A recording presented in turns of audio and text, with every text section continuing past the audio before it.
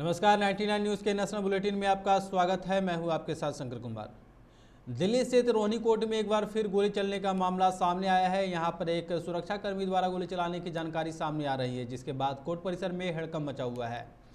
Rohini court में 8 महीने के दौरान शुक्रवार को फिर गोली चली है, लेकिन इस बार मामला अलग है। शुरुआती जानकारी के मुताबिक नागालैंड के सुरक्षाकर्मी की एक वकील के साथ बहस हुई, हाथापाई की नौबत आ गई तो हालात को काबू करने के लिए सुरक्षाकर्मी ने AK-47 से रोहिणी कोर्ट परिसर में जमीन पर गोली चला दी। नकार के मुताबिक सुरक्षाकर्मी नागालैंड आर्म्स फोर्स का जवान है। शुक्रवार सुबह एक वकील कोर्ट के अंदर प्रवेश कर रहा था। इस दौरान वहां तैनात सुरक्षाकर्मी ने जब वकील को जांच के लिए रोका तो वह बहस करने लगा। इस दौरान उस वकील ने सुरक्षाकर्मी से हथियार छीनने की भी कोशिश की।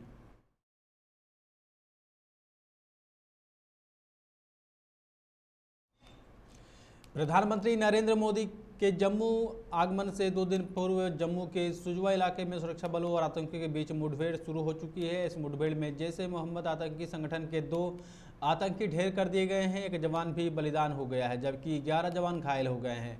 घायलों का अस्पताल में इलाज जारी है। जानकारी के अनुसार शुक्रवार सुबह 4:30 बजे आतंकियों ने चट्टा कैंप के समीप CI की बस पर अचानक ग्रेनेड से हमला कर दिया। बस में 15 CISF के जवान सवार थे।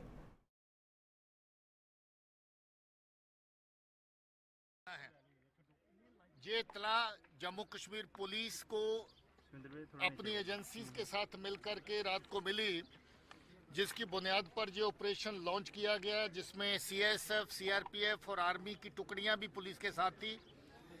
रात भर ये ऑपरेशन चलता रहा। रात को इन्होंने कोशिश की कि ये पुलिस का फोर्सेस का घेरा तोड़ करके बाहर निकल जाएं, जिसके दौरान हैवी फायरिंग हुई और उस फायरिंग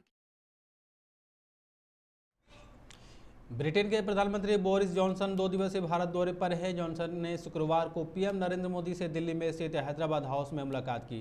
दोनों नेताओं ने प्रतिनिधिमंडल स्तर की वार्ता की। बता दें कि ब्रिटिश PM गुरुवार को अहमदाबाद पहुंचे थे। शुक्रवार सुबह वह राजधानी दिल्ली पहुंचे। राष्ट्रपति भवन पहुंचने पर PM मोदी ने उनका जोरदार स्वागत किया।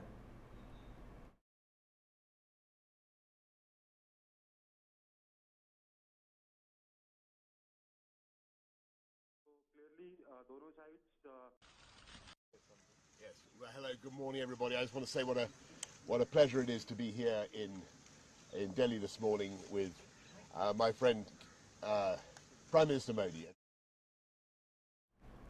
ब्रिटेन के प्रधानमंत्री बोरिस जॉनसन ने कहा कि भारत और ब्रिटेन को सुरक्षा और रक्षा साझेदार को गहरा करना चाहिए। ब्रिटिश PM ने हलोल GIDC पंचमहल में नई JCB फैक्ट्री का दौरा करते हुए यह टिप्पणी की, जहां उनके साथ गुजरात के मुख्यमंत्री भूपेश पटेल भी थे। दोनों देशों के बीच सुरक्षा और रक्षा साझेदारी का उल्लेख करते हुए जॉनसन ने कहा कि हमारे लिए अपनी सुरक्षा और रक्षा साझेदारी को गहरा करने का अवसर है।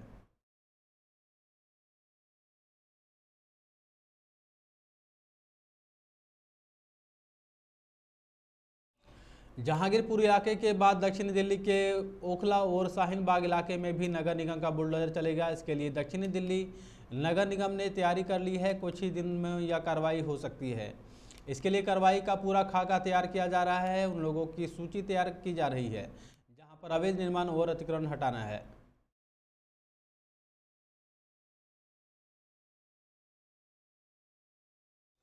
जहांगीरपुर इलाके में हुए दंगे और बुलडोजर एक्शन के बाद विपक्ष लगातार केंद्र सरकार पर निशाना साध रहा है। हालांकि जहांगीरपुर हिंसा के बाद चलाए गए बुलडोजर और उस पर की गई कार्रवाई को सरकार ने उचित कदम ठहराया है, लेकिन विपक्ष की छींटाकशी जारी है, जिसका जवाब पार्टी के केंद्रीय मंत्री मुख्तार अब्बास नकवी ने गुरुवार को दिया है।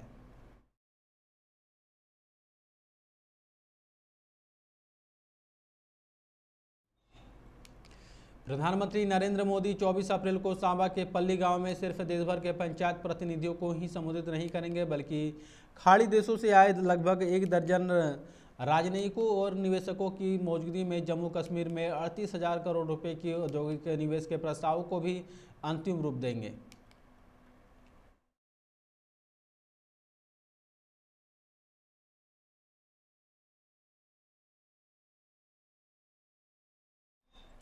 DGP मुकुल गोयल ने वाराणसी जोन के बाद गोरखपुर जोन की समीक्षा बैठक की और भीड़भाड़ वाले क्षेत्रों में नियमित पैदल गश्त कराए जाने का कड़ा निर्देश दिया है। वीडियो कॉन्फ्रेंसिंग के जरिए DGP ने वरिष्ठ पुलिस अधिकारियों को आने वाले त्योहारों को देखते हुए शांति समिति की बैठकें संपन्न कराने का निर्देश भी दिया है।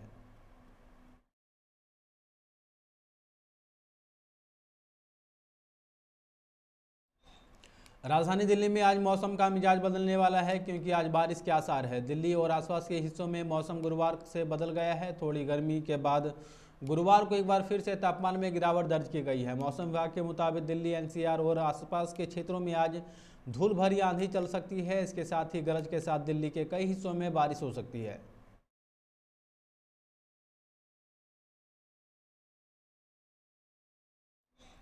देश में कोरोना के मामले लगातार बढ़ रहे हैं। बीते 24 घंटे में कोरोना के 2451 नए मामले सामने आए हैं। गुरुवार को मुकाबले कोरोना के आज फिर मामले बढ़े हैं। ये लगातार तीसरा दिन है जब कोरोना के देश में 2000 से ज़्यादा मामले सामने आए हैं। इससे पहले गुरुवार को कोरोना के 2380 मामले सामने आए थे, जबकि बुधवार को 2067 केस दर्ज किए गए थे।